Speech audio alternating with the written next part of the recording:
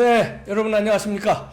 지금 미국과 중국의 패권 전쟁이요, 그냥 패권 전쟁, 뭐 이렇게 말로 하는 패권 전쟁, 경제 전쟁을 넘어서 지금 엄청나게 트럼프가 중국을 향해서 말하자면 손보기를 하고 있는데요. 전문가 연결해서 자세히 알아봅니다. 정오김 전 의원이시고요, 국제정치학자죠. 이 분야에 네, 정통하십니다. 안녕하세요. 안녕하세요. 네, 네, 반갑습니다. 네. 아, 이거 뭐 트럼프가 뭐 선거 때문에도 그렇지만 뭐 아주 강력하게 나오네요. 네, 중국에 대해서. 예. 지금 미국에서 여론조사를 하면 네. 그 중국인들에 대한 반감과 혐오감이 매우 높아져 있다는 사실을 알 수 있거든요. 아, 여론조사에. 그러다 예. 보니까 대선에서 이제 수세에 몰리는 트럼프로서는 네. 이 중국 카드를 활용해서 반전을 좀 모색하겠다라는 그런 정치적 이해도 좀 작동하는 것 같고요. 예. 그 외에도 지금 갈등 요인이 많이 생겨버렸죠. 그 네. 코로나19에서부터 시작을 해가지고 또 그 홍콩 문제라든지 네. 또 남중국해 문제라든지 네. 그 다음에 이 중국의 부상을 우려하는 이 지역의 우려 국가들이 있잖아요. 네. 뭐 일본, 뭐 인도, 한국도 또 뭐 그렇고요. 호주. 글쎄 한국은 조금 애매해요. 애매하죠. 진짜. 문재인 정부 스탠스가 애매하고. 예. 네네. 그래서 이러한 것들, 그런데다가 이제 21세기에 네. 그 새로운 패권 전쟁으로서 기술이라든지 뭐 우주, 군사 이러한 영역에서의 패권 경쟁이 매우 이제 극심해지는 상황에서 네. 중국의 맨 추격을 좌시할 수 없다라는 미국의 전략적 이해도 좀 작동을 하는 거겠죠. 그렇겠죠. 예. 네네. 거기다 트럼프 독트린이라고까지 붙여지더라고요. 이제 중국 말하자면 손보기가. 예, 그래서 사실은 트럼프 독트린이라고 한다면 네. 그 아메리카 넘버원 미국 제일주의를 그 추진하는 그 트럼프의 어떤 그 정책 방향을 일반적으로 트럼프 독트린이라고 했는데 네. 이 미중 갈등이 이제 극심해지면서 네. 그 폼페이오 국무장관을 중심으로 해서 이제 닉슨 독트린이 끝났다. 네. 이제 중국 공산당을 종식시키겠다 하는 새로운 형태의 지금 트럼프 독트린이 제기가 된 상황이고요. 네. 민주당의 그 조 바이든 후보 같은 경우는 오히려 외교 정책에 있어서 다시 포용으로 돌아가야 된다라는 입장을 네. 개진하면서 이렇게 그 상당히 그 대립각을 만드는 구도인데요. 네네. 이 지금 그 공화당의 트럼프 그리고 폼페이오가 보여주는 트럼프 독트린이라고 하는 것은 네. 상당히 그 어떤 전략보다는 어떤 정치 구호적인 그런 성격까지도 갖고 있는 것 같아요. 근데 과거의 미소 관계처럼 네. 이 관계를 그렇게 그 칼로 무 자르듯이 잘라낼 수가 없는 관계임에도 불구하고 네. 또 이런 갈등이 있지만 무역이라든지 뭐 다양한 그 영역에 있어서 서로 얽혀 있거든요. 네.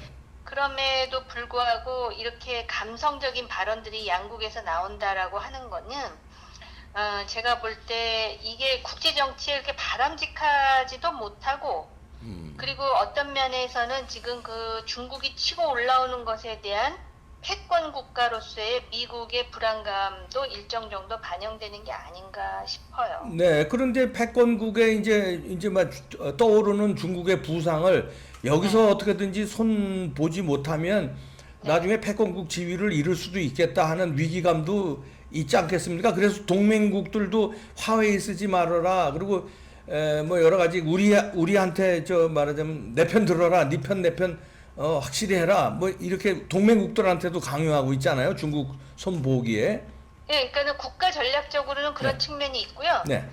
그러나 또 이제 레짐적 성격을 보면 중국이 문제가 많은 나라인 거는 확실합니다. 그렇죠. 예. 일단 그 의사결정 자체가 중국 내에 민주적 절차가 작동되지 않는 나라잖아요. 네.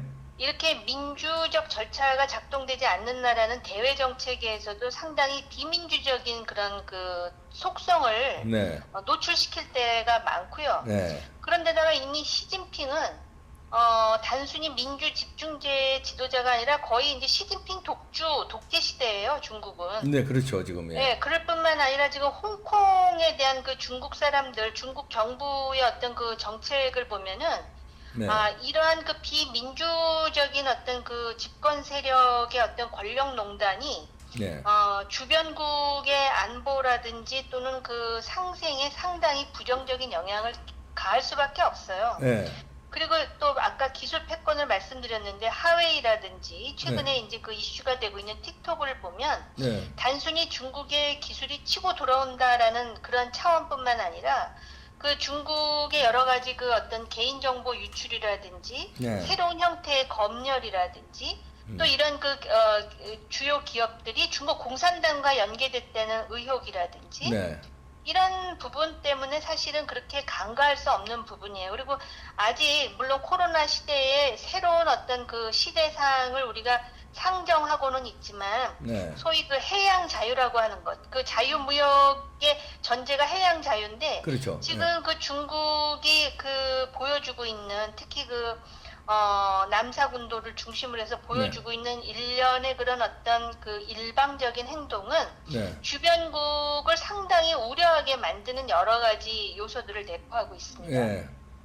그런데 폼페이오도 그런데 중국의 소프트웨어 업체들 조만간 조치할 거라고 그랬죠. 뭡니까 트럼프는 틱톡에 이거 미국에서 못 쓰게 설치한다고 그러고 휴스턴 총영사관 폐쇄시키고 특히 네. 폼페이오가 아주 강경하게 나오는 것 같아요. 물론 뒤에서 트럼프하고 이제 조정을 했겠습니다만 중국의 소프트웨어 업체들 다 그냥 손볼 거라고 폼페이오가 이렇게 오늘 뉴스에 나온 거 보면 심상치 않게 돌아가는 것 같은데요.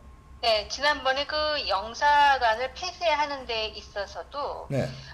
그 뭐 IT뿐만이 아니라 그런 바이오 기술 같은 거를 그 중국이 이렇게 그 뭐라 그럴까 네. 좀 상당히 원색적인 표현을 하면 그 도둑질을 하는 그렇죠. 그런 도둑질한 일련의 거죠. 행동 예. 패턴이 있을 뿐만 아니라 예. 지금 하웨이라든지 GT 같은 중국 통신 장비 기업에 대한 스파이 혐의도 지금 걸려 있거든요. 예. 그러다 보니까는 미국으로서는 이게 안보 사안입니다. 그렇죠. 그렇기 때문에 좌시할 수 없는데 네. 이 국무장관인 폼페이오가 왜 이렇게 강력하게 나오느냐에 대해서는 그런 어떤 국가 전략적인 차원 또 안보에 대한 어떤 위기 의식이 가동되기도 하지만 네. 폼페이오도 지금 정치에 관심이 있는 인물이에요. 예. 그리고 글쎄 이건 개인적인 얘기긴 하지만 네. 그 폼페이오가 특히 그 소위 이제 그 권력자에 대한 그 아첨의 기술로 한때 그 유명했던 그 조롱의 대상이 되기도 했던 국무장관이기도 합니다. 그러니까 이제 일련의 그런 다차원적인 그런 그 동인들이 작동을 했다고 보면 되고요. 네.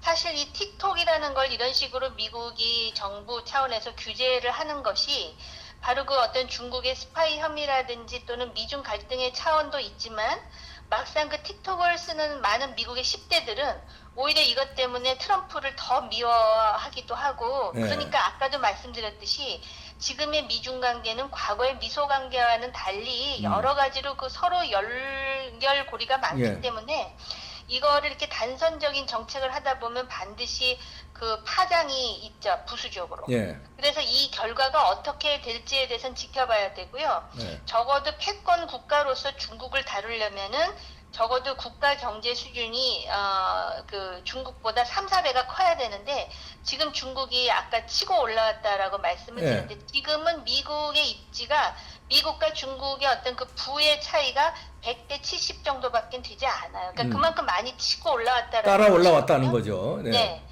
그럼에도 불구하고 이 중국의 비민주적인 의사결정 절차라든지 또는 중국에 대해서 가지는 주변국의 위협은 그 중국의 대외 정책을 확장하는 데는 도움이 안 될 거예요. 네. 그런 그 종합 그 파워라고 그럴까요? 그런 게 이제 미국의 힘도 경제력으로는 뭐 70% 정도 따라왔다고 그러지만 과학기술력이라든가 군사력이라든가 뭐 소프트 파워라든가 스마트 파워 면에서는 사실 아직까지는 중국이 좀 게임이 안 되는데 뭐 민간 우주선도 지금 성공했잖아요. 뭐 그런 바로 이제 그런 측면이 네.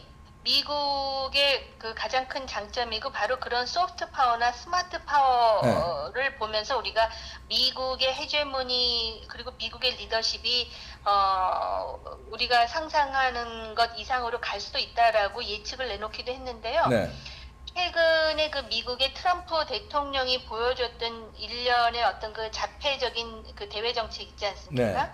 그런 부분에 대한 그 실망감도 적지 않아요. 주변국도 그렇고요. 아, 그렇기 때문에 이 국제 정치에서 그리고 미국이 그동안 리더 역할을 해왔던 것은 자신들의 국익 차원에서 그것이 가장 국익에 맞았기 때문에 그랬는데 네. 트럼프가 들어오면서 일련의 어떤 그 고립주의적인 시도도 있었고 심지어는 한미 동맹과 관련해서도 뭐 주한미군 철수라든지 또 김정은을 가장 친한 친구라고 표현하면서 실제로 북핵보다는 어떤 그 미북 간 정상회담에 올인한다든지 그런 일련의 모습들을 우리가 목도하지 않았습니까? 네. 그렇기 때문에 미국이라는 동맹국을 우리가 아직도 활용할 가치는 많아요. 네. 그리고 한미 동맹이 주는 장점이 있으면서 우리는 나름대로 대한민국의 국익에 대해서 그 냉철하게 그 판단할 수 있는 그런 어떤 전략적 지혜가 필요한 시점이죠. 예. 근데 저 양쪽에서 네. 네 편이냐 내 편이냐를 요구받았을 때는 선택을 중요한 순간에는 해야 될 거 아닙니까? 양다리 외교가 한계가 있을 수가 있잖아요. 그럴 때는 우리 한미 동맹에 무게를 둬야 되는 거 아닙니까? 그건 당연한 네, 얘기고요. 당연한 얘기죠. 예. 그리고 이제 양다리 외교라고 하는 거는 네. 적어도 등거리를 해서 내가 취할 게 많을 때 하는 것이지 예. 등거리 유사한 걸 해갖고 양쪽으로부터 배척을 당한다라고 판단되면은 그건 해서는 안 되는 거예요. 해서는 안 되는 걸 지금 근데 문재인이 등거리- 하고 있지 않습니까? 문재인 정부가. 그렇죠. 매우 애매할 뿐만 아니라 네. 그동안 이제 그 소위 미국에 대해서 좀 자주를 뭐라 그럴까 강조했던 측면이 없지 않고요. 특히 네. 북한 문제와 관련해 가지고 미국과의 어떤 그 한미 워킹 그룹이라든지 네. 또는 그 미국이 주도하는 국제사회의 제재에 대해서 딴 목소리를 내면서 미국 내에서 대통령뿐만 아니라 미국의 정책 결정 네트워킹에 있는 많은 인사들이 한국에 대해서 부정적인 생각을 갖는다라는 것은 사실 우리한테는 그렇게 바람직하지 못한 현실이겠죠. 그렇죠. 아이고, 네. 하여튼 이래저래 참 어려운 처지에 지금 우리가 놓이게 됐습니다. 정옥임 전 의원이셨습니다. 고맙습니다. 바쁘신데 감사합니다. 이렇게. 네, 고맙습니다. 네. 아이고, 이번 이제 그 학자답게 이렇게 좀 이렇게 조심스럽게 얘기를 하셨는데, 지금 심각한 상황입니다, 사실. 예. 굉장한 도전을 지금 받고 있는 거거든요. 한미동맹의 위험, 그 다음에 중국의 압박, 그 다음에 이거를 잘 상황 판단을 못하는지 아니면 일부러 중국 쪽으로 가려는지 문재인 정부의 이 오판에 의해서 지금 이 동북아 국제 질서가 이상해지고 있어요. 여기 구한말 시대와 같은 우리가 백척간도에 지금 놓이게 생겼습니다, 지금. 트럼프한테도 미국한테도 이렇게 말 소외되고 중국의 영향력으로 자꾸 흡수하려고 그러다가 중국한테 당하고 거기에 김정은이가 있고 아주 어려운 아베는 또 아베대로 미국하고 결탁을 해가지고 이런 상황이고 지금 어려운 상황이 있습니다. 문재인 정부 때문에 큰일 난 상황입니다.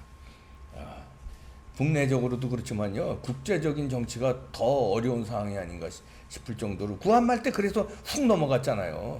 이게 훅 넘어갈 수 있어요. 이게 북한하고 이렇게 해서 중국으로 훅, 아니면 북한하고 이렇게 해서 훅. 이게 몇 년 후의 일이 아닙니다. 잘못하다가 훅 넘어갈 수 있습니다. 정신 바짝 차려야 되겠습니다. 자꾸 우리가 외쳐야 돼요. 그래야 문재인 정부도 겁을 먹고 그렇게 섣불리 가다가는 이건 국민들한테 맞아 죽겠구나.